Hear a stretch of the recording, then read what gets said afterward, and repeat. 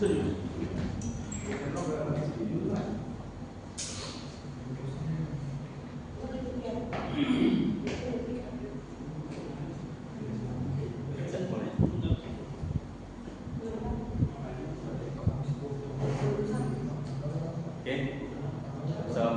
warahmatullahi wabarakatuh. Gimana kabar rekan mahasiswa? Kabar baik. Sehat ya. Kali ini ya kita akan melanjutkan perkuliahan pada sesi keempat. Ya. Sebelumnya kita beranjak ke materi, saya akan mengabsensi ya, rekan-rekan mahasiswa pada kelas hukum internasional kelas 5A ya. Saya sebutkan nama pertama Muhammad Ahmad Rabani, ada? Siti Afifah Azharania, hadir. Ramadhani, hadir. Herman Syah, nggak ada ya? Arini Aiko Maduna Sindra, hadir. Sozanolo, Ilham Elsa Budi Nugroho, ada. Heri Novianto, Alfian Mardiansyah, nggak ada ya? Bayu Wicaksana Katamsa, Benantius Arfan, nggak ada. Ikhwan Kadapi, nggak ada ya? Fauzia Faradima, Yanto Febrian, Jo Jekyll, hadir. Oke, baiklah. Dalam sesi keempat kita akan memahami terkait sumber-sumber hukum internasional. Dalam hal sumber-sumber hukum internasional nanti akan memahami terkait adanya perjanjian internasional, traktat, ya, yang mana dari kategori sumber hukum internasional teman-teman mahasiswa memahami adanya kebiasaan internasional. Kebiasaan ini timbul di antara soal hal yang hidup di negara-negara yang memiliki kedaulatan ya, seperti Indonesia ya, negara yang memenuhi perlautan, perairan ya, maupun masyarakat yang secara komunal ya, yang memiliki kebiasaan bahwa mengadopsi secara kebiasaan hukum menganut Eropa ya, ataupun civil law ya. Dari kebiasaan ini yang menjadikan suatu adab ya, yang tumbuh dan besar serta hidup di masyarakat hukum internasional ya. Tentu di berbagai bangsa ya, negara-negara berbasis internasional ya, itu memiliki corak pandang terhadap hukum yang hidup di negaranya ya. Begitupun secara traktat ya. Traktat secara formulasi ya, hukum formalnya ya, tertulis menyerupai konvensi ya. Kita kenal misalkan ada konvensi Jenewa ya, 1869 maka memang sepakati terhadap negara-negara ya, secara tertulis ya.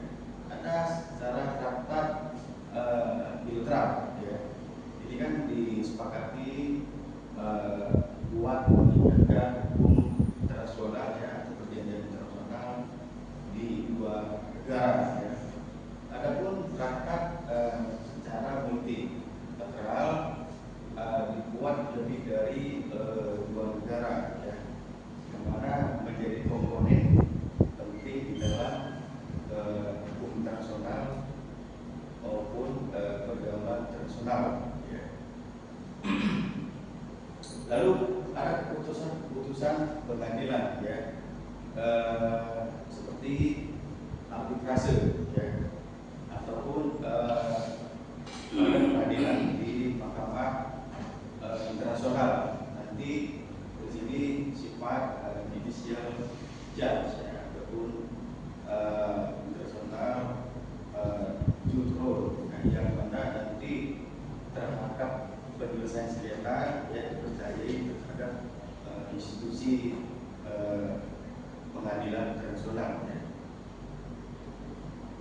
Kemudian ada karya-karya hukum ya, ini menjadi literatur ataupun literasi ilmiah yang menyerupai ataupun menyepakati terhadap wawasan ya, terutama hukum internasional untuk memberikan hasil pemahaman yang objektif ya, misal dalam penyelesaian ataupun memutus perkara internasional ya.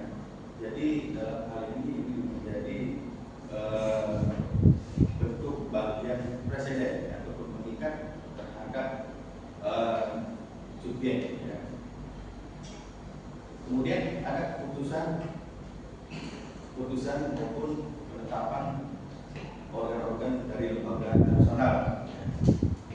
Bisa dari Palmerah itu sendiri ya, kemudian organisasi internasional yang PBB ya, ataupun konvensi Jenewa ya, yang dalam hal sepakati mampu untuk memberikan solusi penyelesaian persoalan ya secara lintas negara ya, ataupun persoalan yang mengakibatkan dispute ya, nantinya secara resolusi dispute ya, ini menghasilkan alternatif solution ya.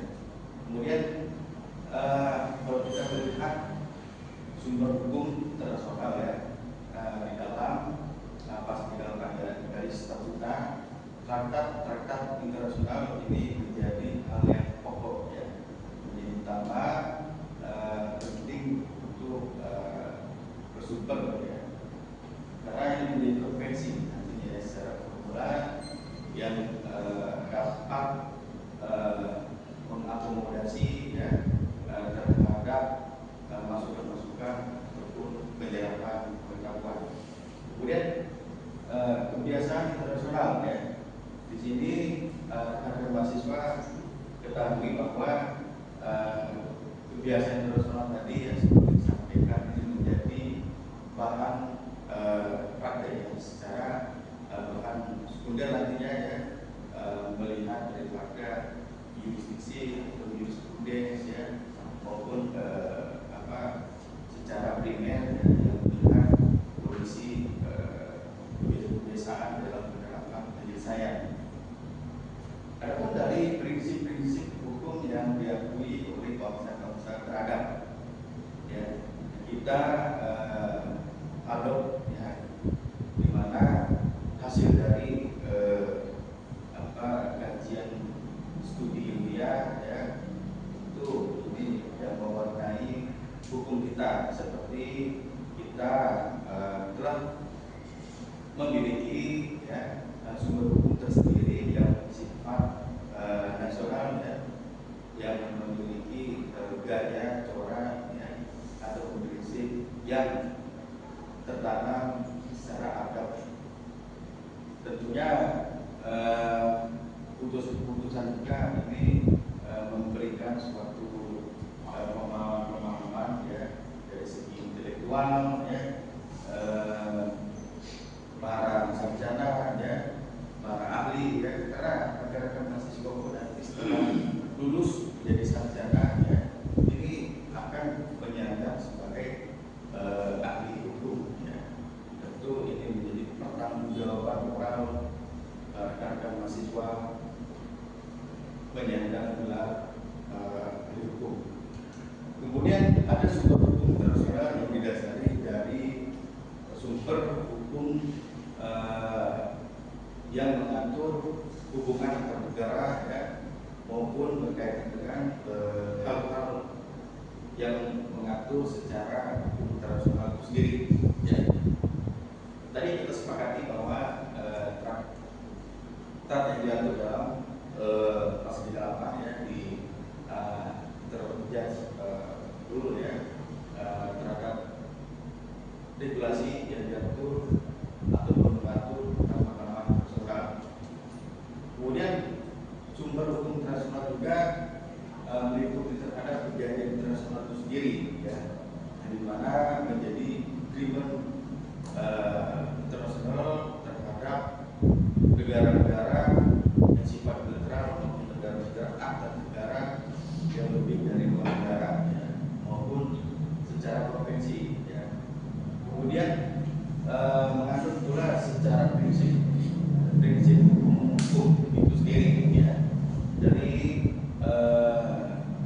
yang memiliki secara asas-asas yang hidup, ya, maupun kaidah-kaidah yang dianut, ya.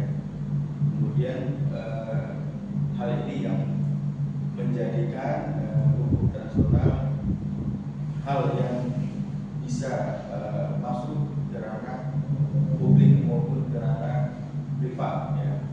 Lalu ada keputusan pengadilan, tapi sebetulnya kalau merupakan suatu keputusan, ya, kalau keputusan itu sudah menjadi suatu ranah tingkatan hal yang menjadi istilah, ya, ataupun putusan daripada pejabat tata usaha negara, ya. Jadi sebenarnya keputusan pengadilan yang lebih tepat. Pendapat para ahli juga tadi, ya, seperti tadi para sarjana, ahli hukum, pakar, ya. Kemudian ada fungsi dari perjanjian internasional, ya. Dari fungsi tersebut, ya, mewarnai regulasi seluruh dunia, ya. Tentu ini menjadi suatu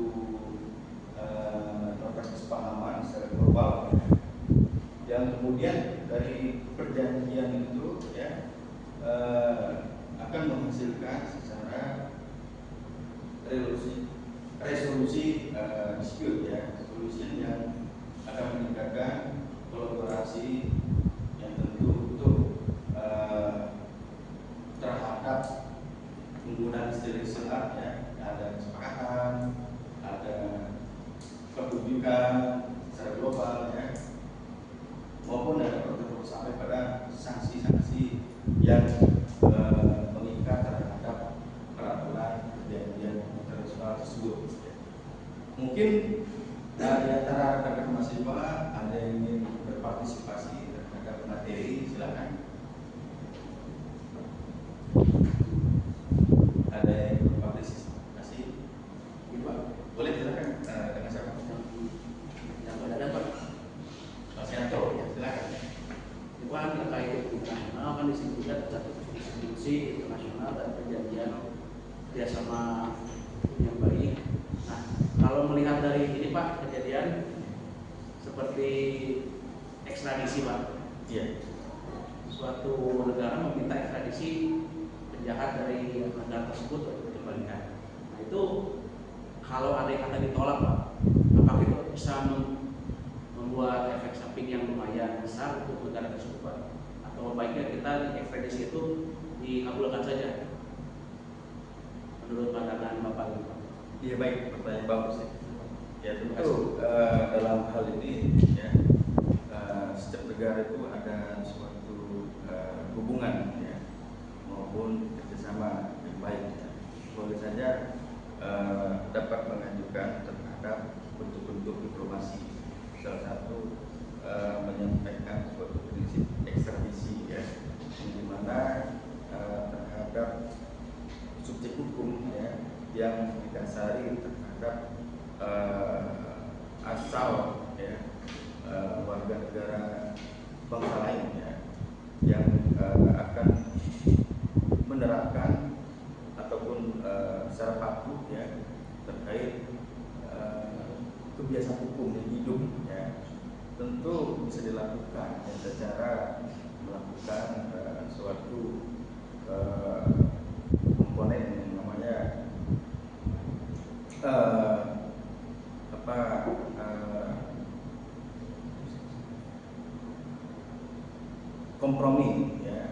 ataupun negosiasi-negosiasi yang dapat menjadikan suatu peluang, ya, ataupun peluang itu bisa menghasilkan suatu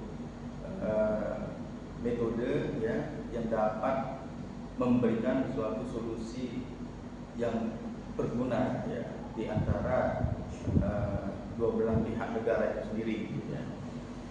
Bisa saja di dalam hasil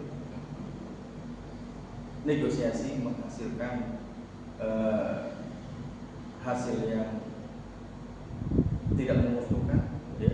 Bisa saja di dalam negosiasi menghasilkan yang belum berpeluang, ya, atau tolak. Itu kan suatu pertunjukan yang memiliki keputusan, ya.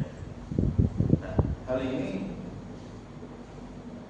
penting bagi setiap negara, ya, karena negara pun terikat terhadap perjanjian internasional, ya, sebagaimana menjadi dasar filosofi, ya, perjanjian Jenewa maupun PBB, ya, konvensi dan sebagainya, ya. Ini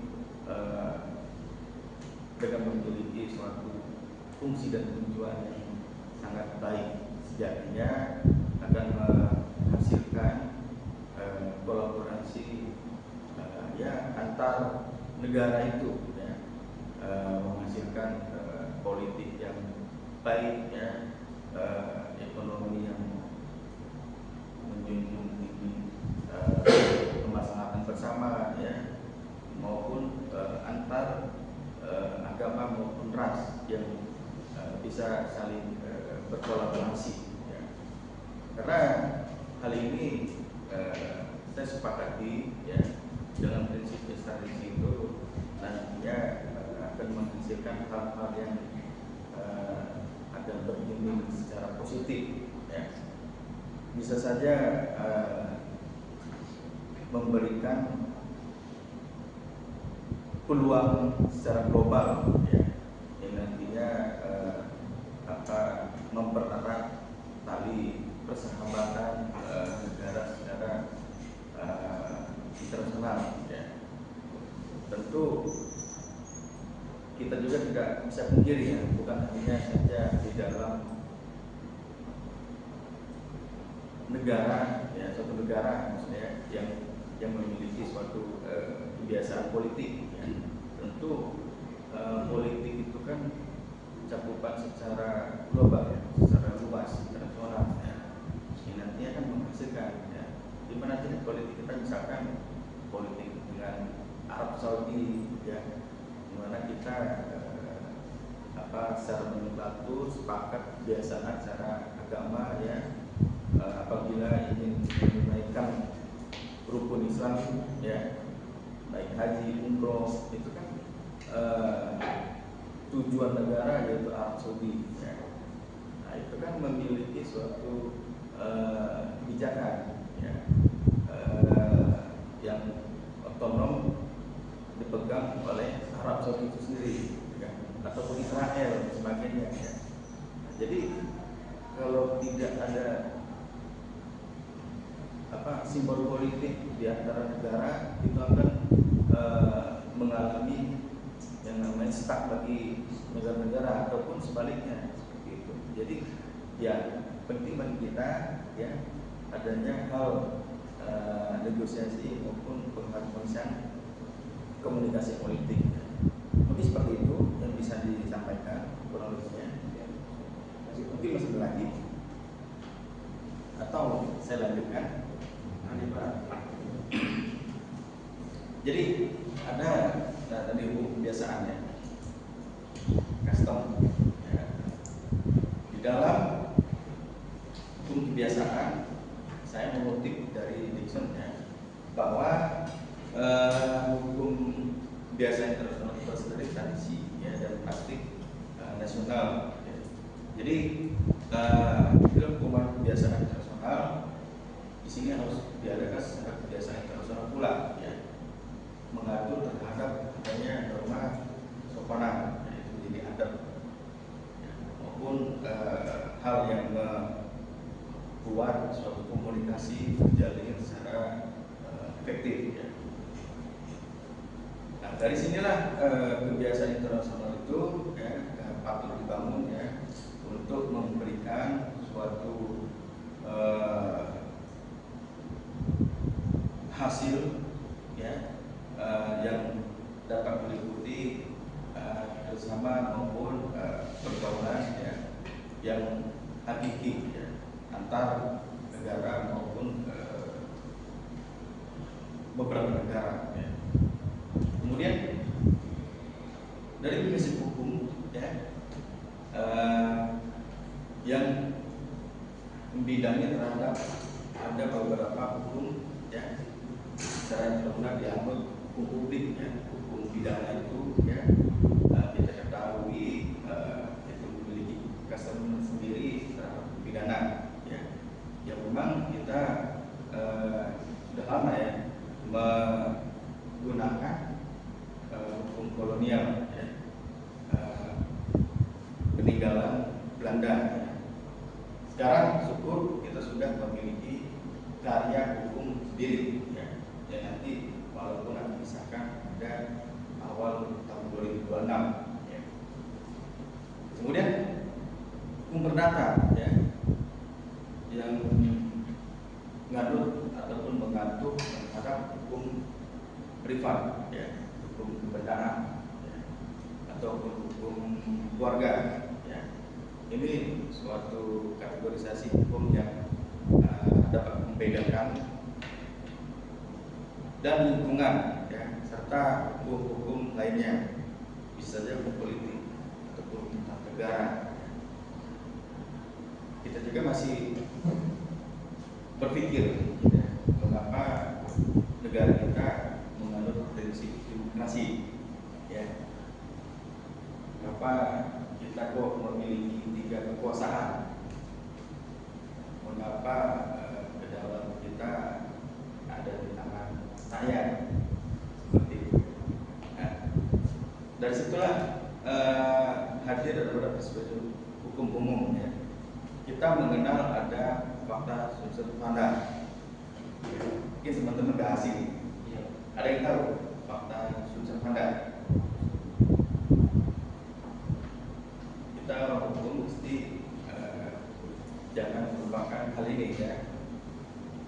Suatu perjanjian ya yang telah dibuat dan disepakati ya, untuk dapat dijadikan pedoman ya, terhadap perjanjian yang mengikat bagi para pihak ya. Ini sudah berlaku menjadi hukum ya bagi para pihak yang menyepakati menjadi perjanjian itu ya. Tentu ada sebab dan akibat ya, apabila dilakukan dan apabila dilanggar ya. Kemudian ada lanjutnya secara itikat baik ya, bagi yang melakukan perbuatan larangan ya, dapat dikatakan sebagai itikat buruk ya, artinya telah dilakukan secara melanggar hukumnya yang dibuat secara privat. Secara resmi dikata ya, jadi hukum itu bertindak untuk pemberlakuan bagi para pihak ya. Bisa saja pihak itu telah melanggar kesepakatan, bisa saja pihak itu telah dilakukan secara prestasi yang digagalkan atau argumentasi ya. Ada yang belum dihitung ya. Jadi suatu perbuatan yang mesti harus ya, dinyatakan ataupun dimuat di dalam aturan ya. Apabila di luar dari itu tentu perlu dicarikan hukumnya ya. Ataupun memiliki persoalan hukum perlu digali secara harfiah untuk melakukan penemuan hukum. Ada divisidem ya. Ini kan prinsip umum ya. Jadi dalam praktiknya di dalam polisi ketika perkara sudah diputus itu tidak boleh serta-merta untuk diajukan kembali retroaktif, ya. Misalkan berlaku surut ataupun tidak surut, tidak berlaku lagi, ya, dalam perbuatan yang telah lewat terlampau, ya, terhadap aturan yang berlaku ataupun baru dibuat, ya. Good governance, ya, di mana secara etika untuk berprinsip baik terhadap pemerintahan, ya, aturan baik untuk mengacu bagaimana menjalankan roda pemerintahan, ya, secara ada 3 peret, ya, yang mana nanti di dalam pembunuhan berusaha, ya, perlu untuk kita mempersiapkan prinsip hukumnya, ya. Jadi dalam membuat perusahaan atau berusaha, ya, tidak serta-merta kita memiliki modal dana, ya, kita langsung berusaha. Kita harus memiliki yang namanya legalitas di dalam berusaha, ya, atau sebenarnya badan hukum, ya. Yang kemudian ada bentuk dari putusan Mahkamah Internasional, ya, bisa menjadi sumber-sumber hukum, ya, baik secara primer maupun sekunder, bahkan tersier, ya. Dan nanti ini menjadi presiden. Presiden itu sifatnya untuk mengikat dan bisa untuk diikuti, ya, di dalam mengambil kebijakan, ya, untuk membuat putusan. Kemudian di sini di dalam penerapan ganti rugi, ya, kalau di Indonesia itu kan bisa diciptakan secara luang-luang, ya. Nanti memberikan uang paksa terhadap pihak yang sekira telah melakukan pelanggaran hukum, ya. Nah, sini peraturan, ya, memperolehkan dari Perserikatan Bangsa atau PBB ini untuk menuntut ganti rugi secara internasional, ya.